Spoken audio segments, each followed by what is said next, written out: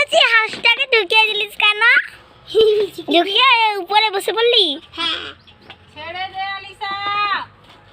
আলিশা বোন ছেড়ে দে। ছাড়বো না, কেন ছাড়বে না কেন?